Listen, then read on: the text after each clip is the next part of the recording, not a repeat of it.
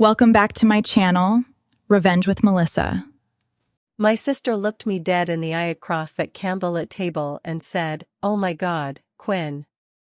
I totally forgot you were coming."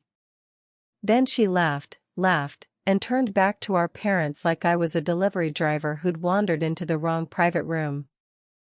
And that's how I ended up walking away from a $12,000 bill at the most expensive rooftop restaurant in Chicago, while my entire family sat there with their mouths open, realizing, way too late, that I'm not the girl they can just forget anymore. Hey. I'm Quinn Edwards. And if you've ever been the scapegoat in a golden child family, you're gonna feel this in your bones. In my family, my older sister, Tessa, was the sun. Everything revolved around her. Her grades. Her sorority presidency. Her image. Me? I was the fixer. The planner. The one who remembered grandma's medication, who booked the flights, who stayed late to help dad with his spreadsheets, who Venmo'd mom just this once for the caterer deposit, and then never got paid back. The status quo was simple: Tessa got applause. I got expectations. And the first real sign of betrayal, the one that should have told me everything, wasn't loud. It was polite. Surgical. The kind of cruelty families specialize in. It was my 32nd birthday. I'd just closed the biggest campaign of my career, a PR exec job I'd bled for. I'd pulled a 14-hour day, landed a client who literally hugged me after my presentation, and then I came home to nothing. No texts. No calls. No cake from anyone who shared my last name. Just a sad little single candle sitting in a grocery store cupcake on my coffee table, waiting for a wish that wouldn't be witnessed. Then I opened Facebook. And there they were. My parents. My aunts. My cousins. All of them packed into a private room at Lumiere, this rooftop place with skyline views and $38 cocktails. And front and center, Tessa, holding a champagne flute, beaming under a banner that read, "Congratulations, Tessa, new junior partner." They didn't forget my birthday. They chose her promotion over me. Again. I sat there in my work blazer, mascara smudging, staring at that cupcake candle like it was mocking me.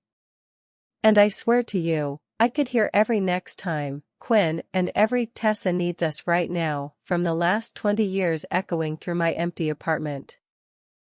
So yeah, I cried that night. But then something else showed up. Anger. Clean. Cold. The kind of anger that makes you start taking screenshots. And then the universe decided to really show me who they were, in 3 acts. The family dinner trap. About a week later, Mom called me in that syrupy voice she uses when she wants something expensive.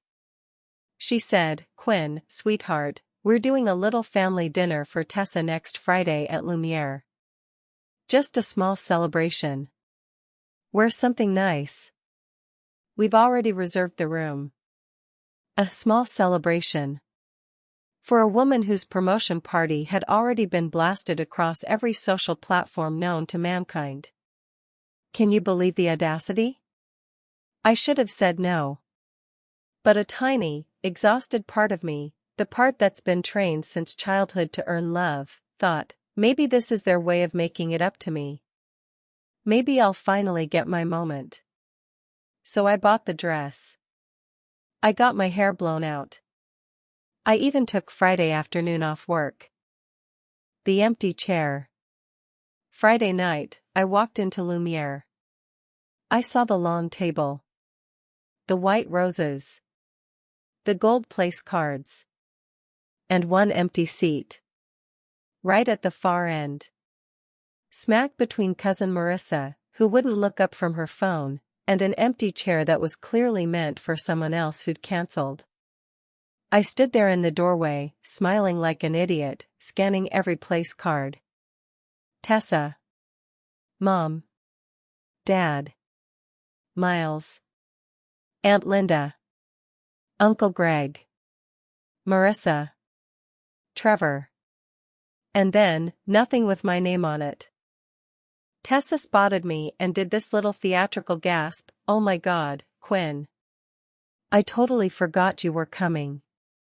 I was shaking with rage so hard I had to grip my clutch with both hands so nobody would see my fingers tremble. Mom turned, her smile tightening at the corners. "Sweetheart, there was a mix-up with the final head count. But sit anywhere. We'll squeeze you in." Squeeze me in.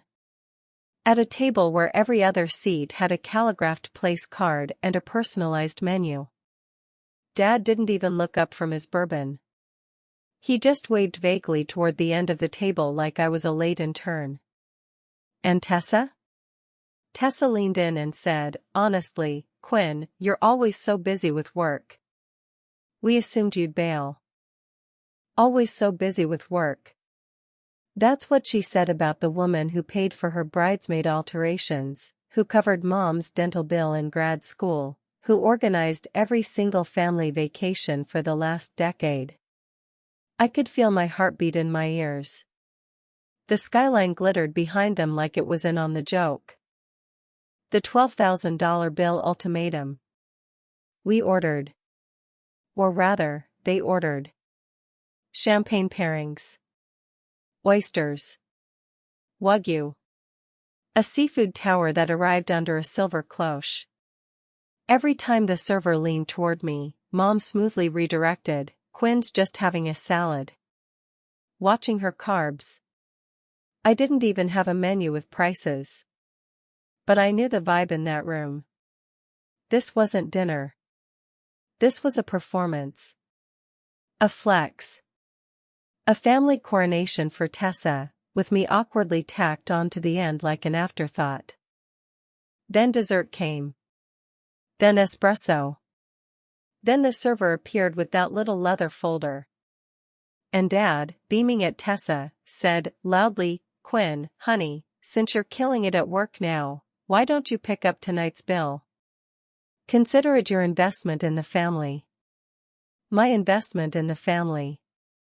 I stared at him. At Mom's expectant little nod. At Tessa's smug sip of champagne. The subtotal, $11,842. With tip and tax? Just over $12,000. I could have done what I always did. Swallowed the humiliation. Smiled through it. Pulled out my Amex like some emotional support credit card and paid to keep the peace. But something in me, finally, snapped into place. Because 2 days earlier, I'd been cleaning out my old email folders at work, archiving client threads, and I found it. The smoking gun. Months ago, Mom had emailed me about Tessa's promotion dinner planning committee. Confirmed headcount, 12. And a line that made my blood run cold, "Quinn may be tied up with work, let's not count on her in case she flakes." I didn't flake. I showed up. In a $280 dress. Using PTO I'd been hoarding. They didn't forget my seat. They deliberately left me off the list, and then tried to monetize my humiliation by making me pay for the party they threw to celebrate the golden child. I sat there at that table, staring at that leather bill folder, and I felt something I'd never felt before in my family's presence, leverage. Because I also had the receipts for every time I'd quietly bailed them out. The $4,200 I'd lent Dad. The $2,800 I'd covered for Mom's emergency dental work. The deposits for Tessa's wedding-adjacent events.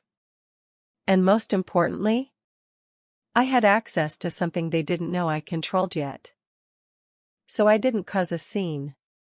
Not yet. I picked up the leather bill folder with steady hands and looked directly at our server, Marcus. "Hi Marcus. Before we do anything, can you please print me an itemized receipt for this entire bill, and also pull up the reservation details, including the final guest count and who authorized the room? Mom's smile froze. Quinn, what are you doing? I turned to her slowly. Oh, I'm just clarifying a few things. Since I'm apparently picking up the tab, I'd like to confirm who actually planned this, and who explicitly decided not to include me. Tessa let out a brittle little laugh. God, Quinn, you're being so dramatic. I slid my phone across the table and tapped the email thread. Tessa's eyes flicked down. I watched the color drain from her face. Dad leaned forward, voice low. Put your phone away. This is a family dinner. I said, no, Dad. This was your dinner. For your golden child. You left me off the list, humiliated me in public, and then tried to stick me with the bill. So no, I'm not putting my phone away. Marcus returned with the printed bill and the reservation confirmation. I took them, thanked him politely, and then did something that made the entire table go silent. I opened my banking app, initiated a $0 payment, and showed Marcus my screen. Marcus, thank you.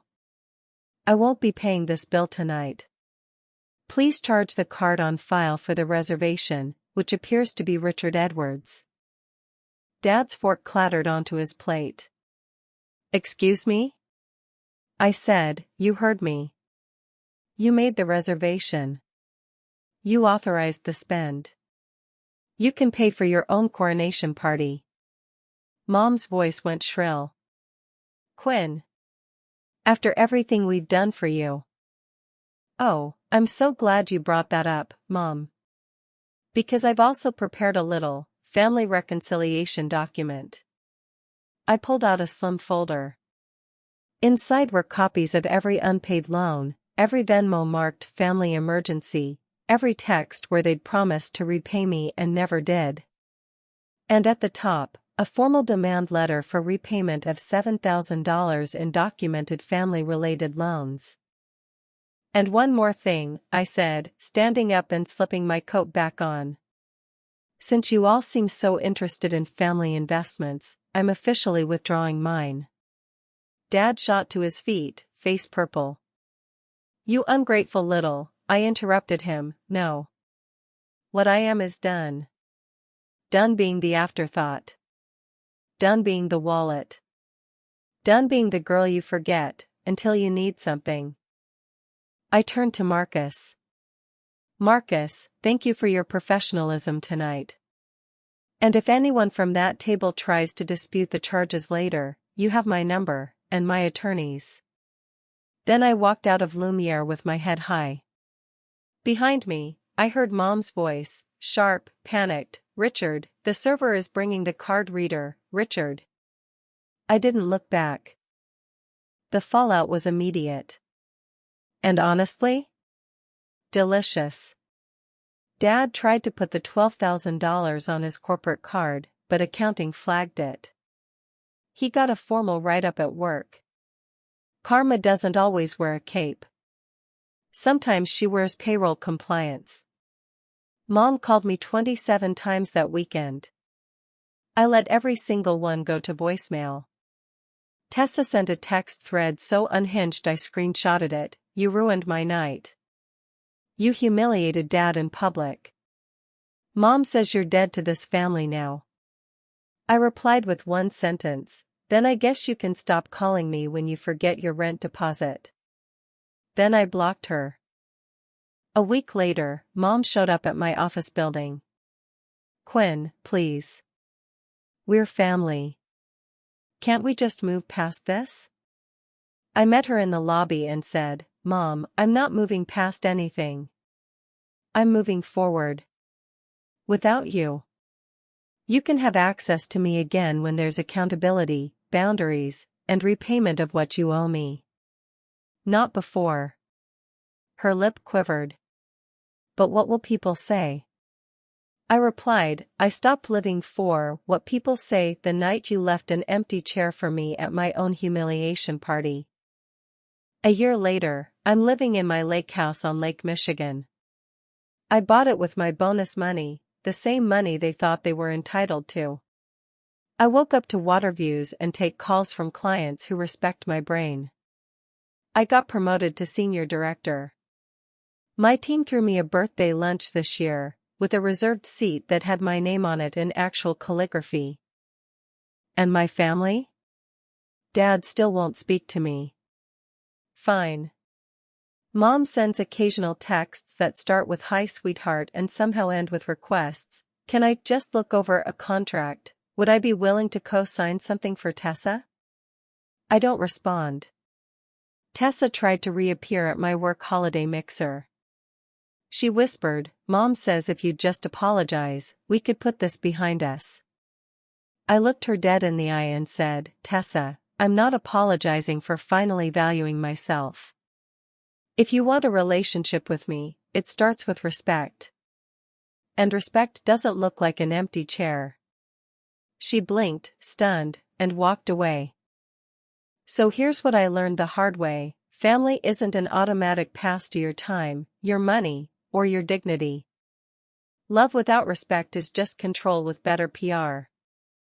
You don't have to wait for them to remember your seat. You can build your own table. And you can decide, once and for all, who actually deserves a place at it. So tell me in the comments, if you were me, would you have paid the $12,000 bill, or would you have done exactly what I did? Like, subscribe, and share if you've ever been forgotten by the people who were supposed to love you first.